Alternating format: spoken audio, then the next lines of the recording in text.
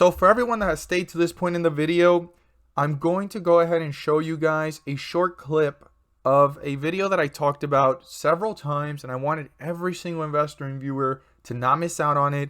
And I know that sometimes you guys look at my videos and you're like, oh my gosh, 10 minutes, 14 minutes, and it's really because I put in the effort and time. I know some people say I talk a lot, but I really need you guys to understand. And not only that, but some of you guys might understand everything, but there's a lot of investors and viewers that are completely unaware to what's going on. So I like to break everything down as simplified as possible, and it sometimes takes time, as I'm speaking right now. So all I'm asking for is a minute of your time. The next minute is going to show the date of that video, where we were at, what I drew out, and even though the drawing is not exactly the same, it's going in the same direction, and these are the circles I want you to remember when I talk about the peaks and how the stock market was going to continue to reflect. I also talk about different topics there, which we're going to touch base after the video. So stay tuned and hang on tight. And thank you guys so much for your patience.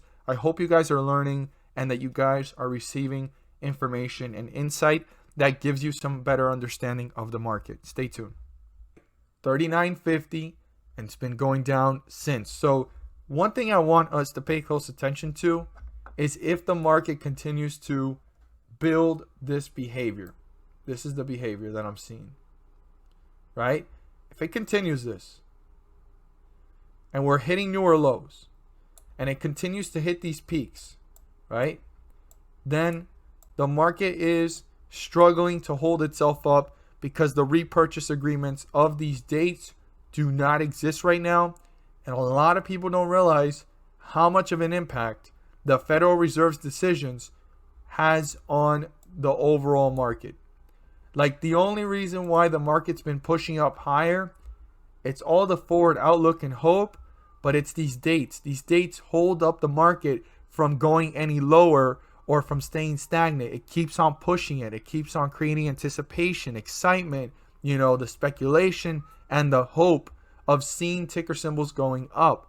So I didn't really want to make this video, and I didn't want to have to, but I need to make every single investor and viewer aware that we might be in the middle of a crash or correction already getting started.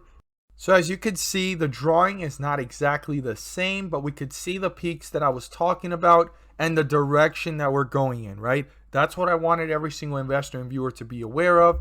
And then I went ahead and slightly talked about the repurchase agreements. Now, I want every single investor and viewer to be aware that if you want to know more about that, I talk about it in the full video, but it has some correlation to do with what we talked about yesterday, which is right here, the treasury yield of 10 years. It's right now at 1.55. Yesterday, I was at 1.47. I told every single investor, add this to your watch list or keep it somewhere where you can search it up or look at it and treat it as if it's the S&P 500, the Dow, and the NASDAQ, or the Russell 2000. Many people use these to understand the overall markets, and they're all down, and this is going up.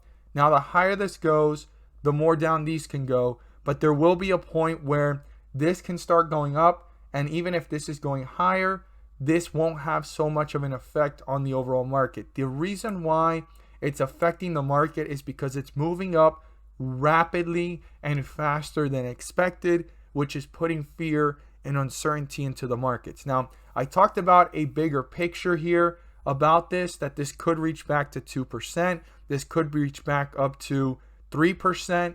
And if it kind of stabilizes, the market's going to feel it. But then once everything kind of rebalances, the market can start to pull itself back up, even if this was to go higher, sideways, or downwards, which is what's bound to probably happen. Or if things do change by the Fed, it can really have an impact on stabilizing this or pulling it back down. But as we can read right here, Fed Chair Powell, Fed will be patient, quote unquote, on keeping easy money policy. That means that they're not going to really do much about anything if interest rates go up, and he's going to try his best to keep it near zero, even if inflationary pressures start to rise. So basically, if inflation comes, he's going to try to keep rates low, but he's going to allow inflation to play itself out.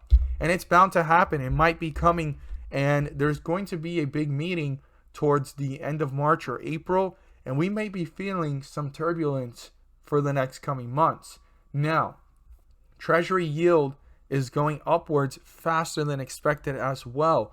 So even if he's saying, we're going to keep rates near zero, rates can have a mind of its own. Even if he wants to keep it near zero, they can start to inflate as well with everything else. And this could have an effect overall on the S&P, the Dow, and the NASDAQ. So we need to be aware of this and not be scared of this. There's two ways to look at the market when it's going down.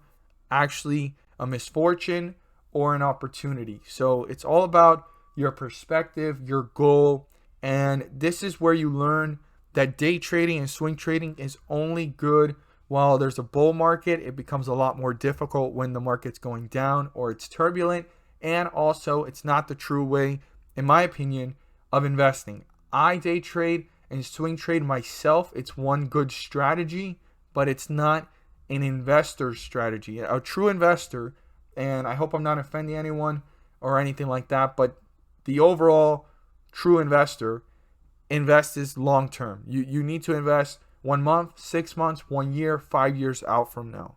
That's what investing is. The shorter the time you are in a stock, the closer you are to gambling or playing a game. Like, that's all it really is. Now, there are strategies to day trade and swing trade that can make you a quick buck as long as you know what you're doing.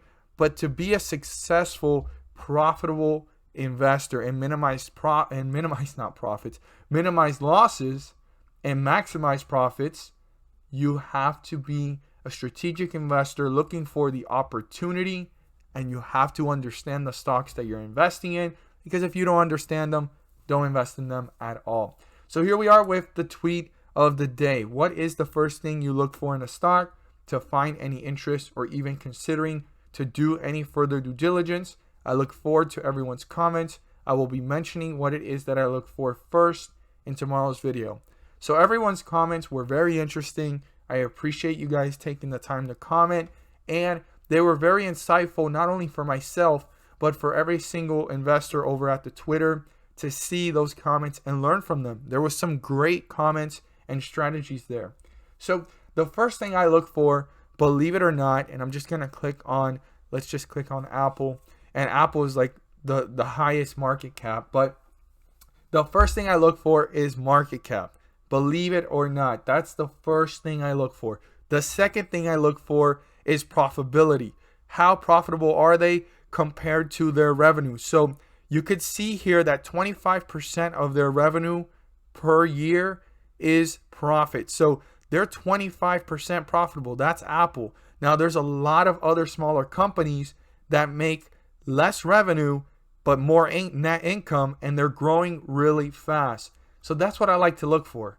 Those are the two things: profitability and net income, and then the market cap. The market cap lets you know where it's at, how much higher it could go, and also what it's worth today could be double or triple in the years to come, or if you want to say it in simpler terms, tomorrow. So very interesting stuff to really look for in a stock. Those are like the two most simplest things: market cap, profitability, and within that profitability, how much of it is revenue, how much of it is profit, and then divide it to get a percentage of what the profit really is. And you can see it here. It's already calculated about 20%. I said 25, but it's about 20% of the revenue, which means that they are making 200 billion in money coming in, but what's staying in the books is 20% of that. So it's a pretty small percentage for all the movement of money that's going on. But not to say that Apple is not a powerhouse. This is a major powerhouse. It was just to use it as a simple example. As always, guys, thank you guys so much for watching, and let's make some money.